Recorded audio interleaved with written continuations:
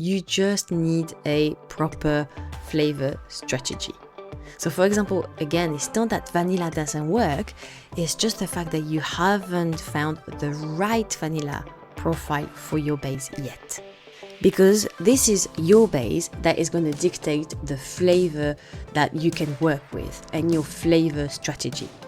Not the most popular flavors, not the trendy flavors, not what the competitors are doing, not what you personally like. If you want to create food or drink products that actually taste amazing, get the repeat purchases and see your sales go up, you need a flavor strategy.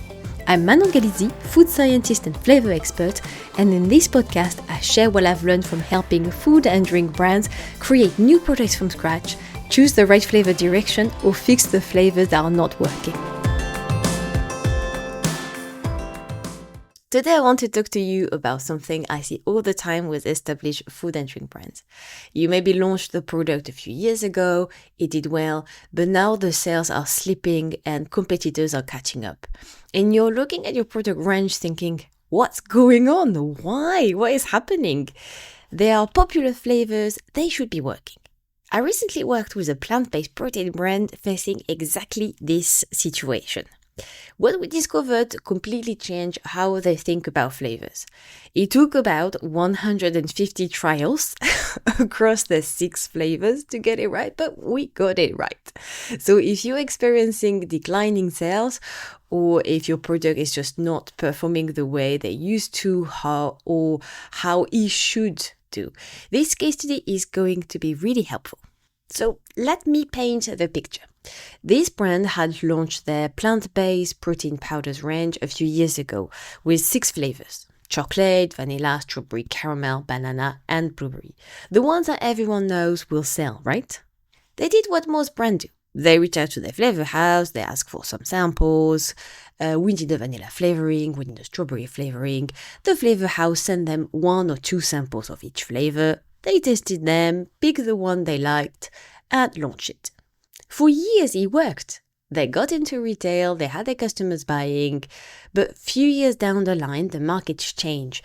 Now, so many more plant-based protein brands appeared, so many more competitors, and customers have more choice than ever for the same benefit. I think a few years ago, it was okay to have a very functional product with a lot of benefits, and the taste was not really good because customers were focusing on the functionality, what the product deliver. But nowadays, when you have dozen and dozen of exactly the same offer with the same benefits, is about the taste. Obviously, they went back to their flavor house and they asked, can we have more samples? And back and forth and back and forth and back and forth. So, as you can imagine, nothing really was making any difference. So this brand really felt stuck. They couldn't really understand. There were popular flavors. They didn't want necessarily complex flavor profiles, so they didn't really understand why it didn't work. But this is what they didn't realize, and this is one of the biggest mistakes I see with food and drink brands when it comes to flavors. They were focusing on what flavors are popular, which flavors are the more liked, what do customers want, but they never ask the question, which is the most important question, what flavor will actually work with my base? So if you've been following my podcast for a while and my videos on my Instagram, you know what I'm going to say. The most important question is always, what flavor will actually work with my base?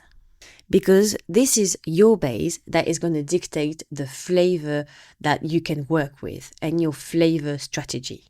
Not the most popular flavors, not the trendy flavors, not what the competitors are doing. Not what you personally like.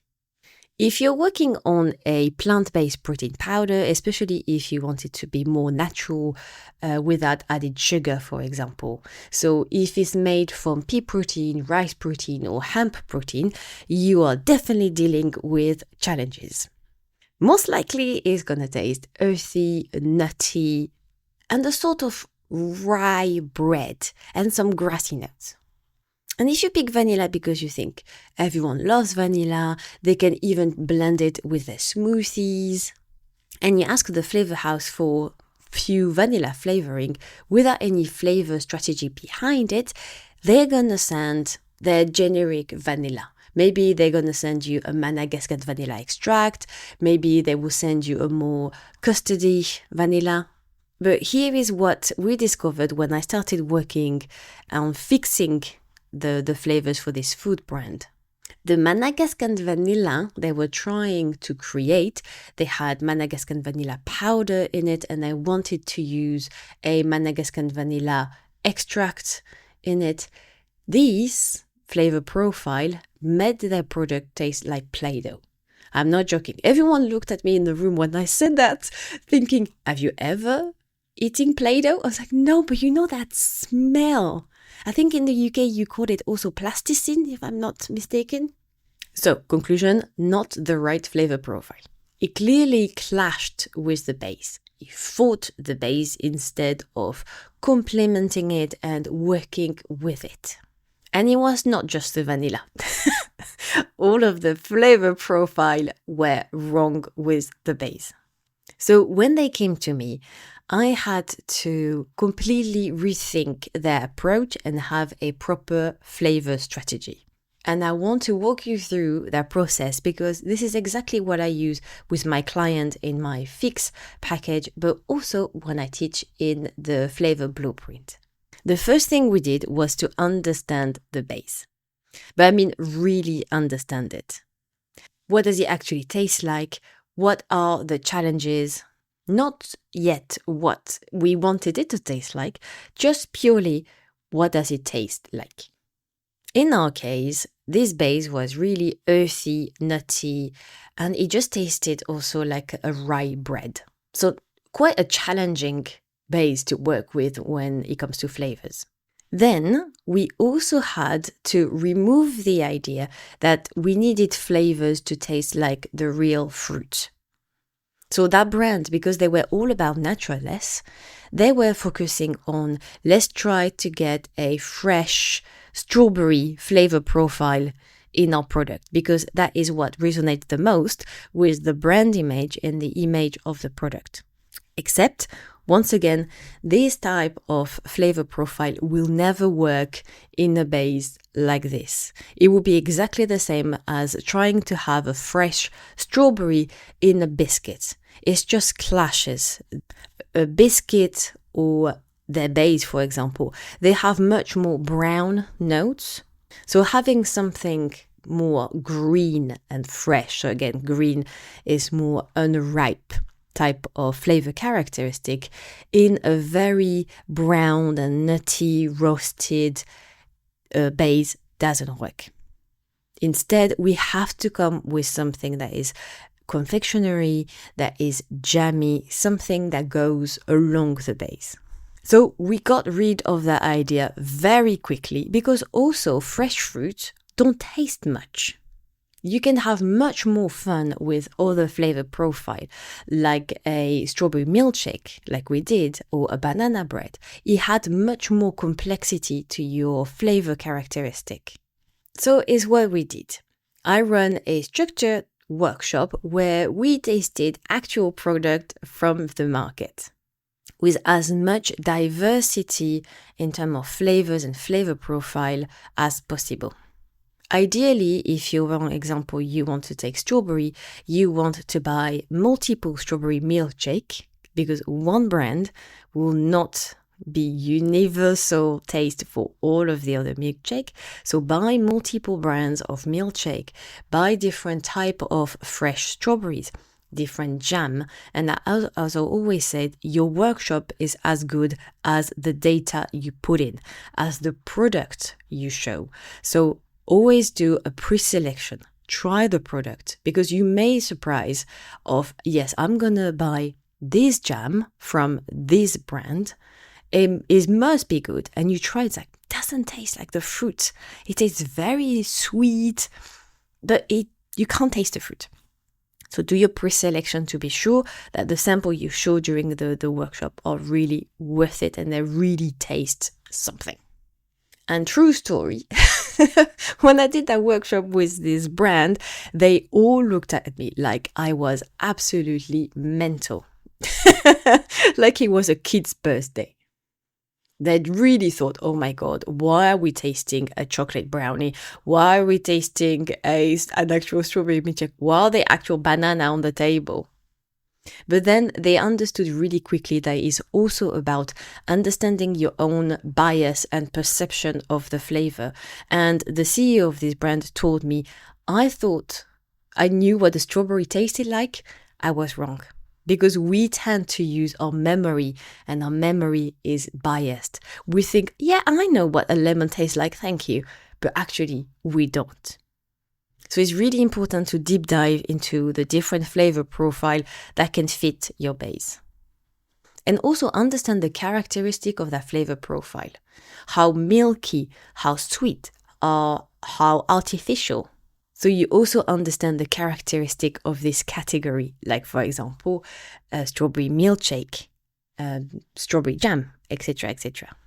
So once we have identified some of the flavor profile that will work potentially with the base, so for example, I thought something that was quite creamy may round out everything from the base, because all of this earthy, nutty, is not the nice nutty that you can have. It's quite a harsh nutty note. And the bready note, they need to be rounded, more balanced, because they were very harsh on the palate. So we identified a few, maybe a little bit of jammy, a little bit creamy. We identified few flavor profile that may work with their base for each flavor.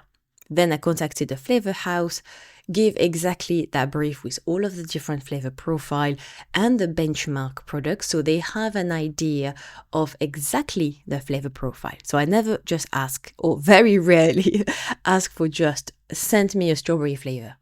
I send them a proper brief with all of the details of the project, the product, as much information as possible, but also what sort of flavor profile I want and which benchmark product we identified. So like I said, it took me about 150 trials across the 6 flavors. So it clearly wasn't an easy task. It was, like I said at the beginning, a challenging base. And especially because they didn't want to remove any of the SKUs. So straight away I said strawberry is going to be a challenge, blueberry is going to be a challenge, vanilla is going to be a challenge. So the ones you think are the most safe are definitely going to be a challenge, and I wasn't wrong. Vanilla and strawberry took most of the trials. Some of them were a natural fit for the product, like for example caramel with all of the roasted notes. They were a perfect fit for this product. So we had to keep the 6 core flavors. We couldn't change, we couldn't switch. We had to keep the core flavor. So that's why it took me so much trials to get it right, but we did get it right. So here is what happened during one of the tasting, and I found it always so interesting with flavors. When we were doing our tasting and we were narrowing down exactly which flavor profile would fit perfectly their product, there was some flavor profile that naturally emerged from this tasting. So again, we were not thinking about what names sounds good for a marketing perspective. How should we call that product to be as attractive as possible? Instead, when we were doing this tasting, it emerged naturally that someone starting to say, it tastes like a chocolate brownie we've tried. It tastes like this strawberry milkshake, or maybe like a mix between these two. It reminds me of the banana bread. So we were going back to the benchmark product.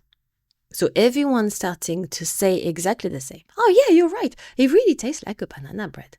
The flavor profile we have created and the actual sensory characteristic, the flavor characteristic of that product, this is what shaped the name of the range.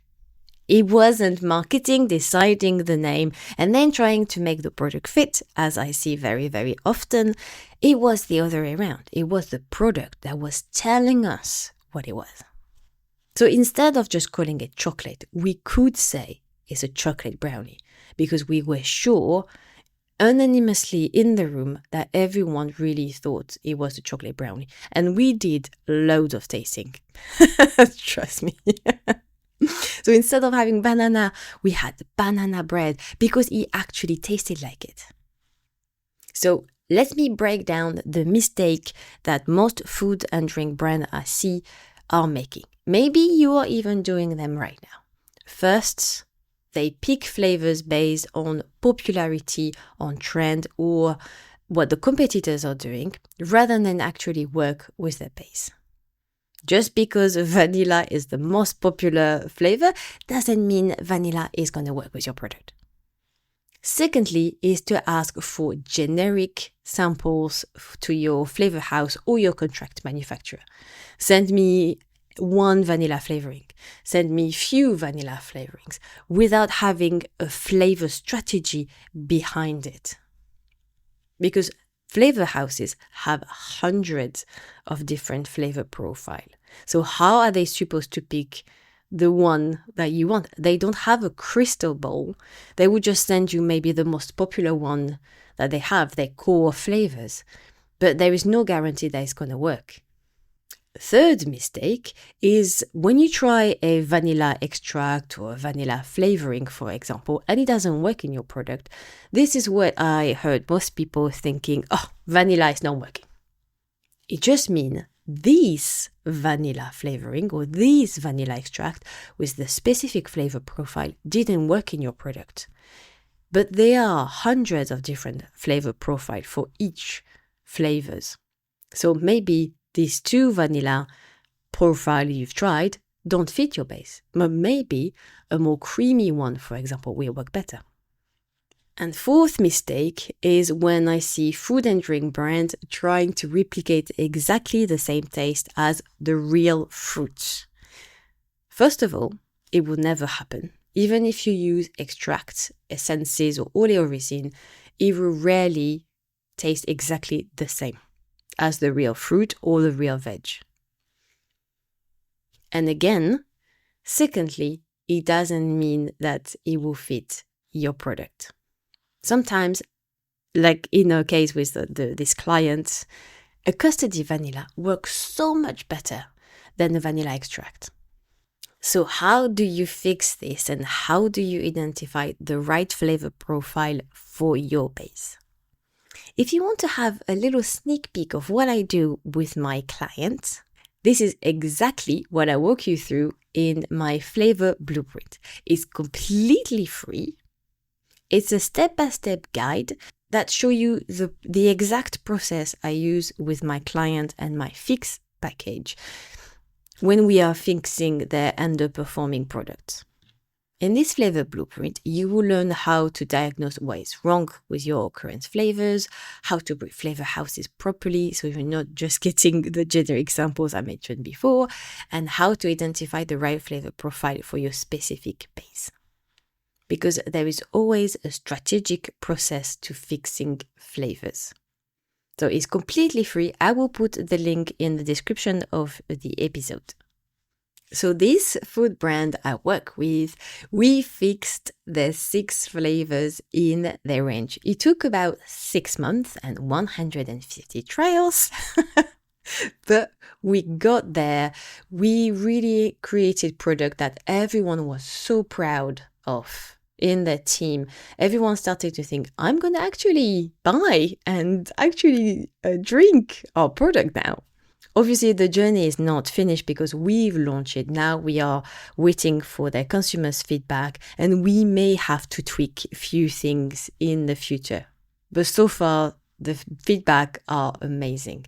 So this is possible for you too. If you have tried everything, if you have tried a lot of different flavors, you are shooting in the dark.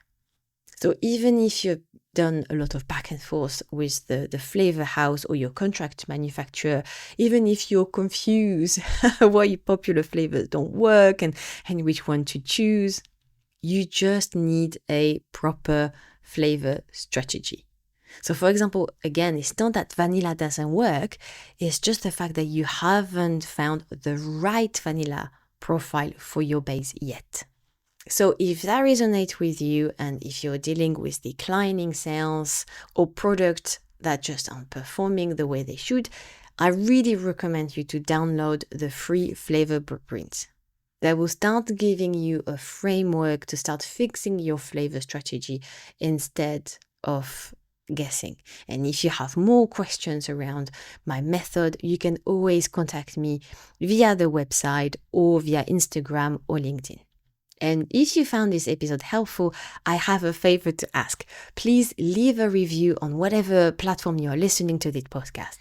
Your review genuinely helps this podcast grow and make it more visible to other food and drink brands who are struggling with the same challenges you may be facing. And I will see you in the next episode. Bye!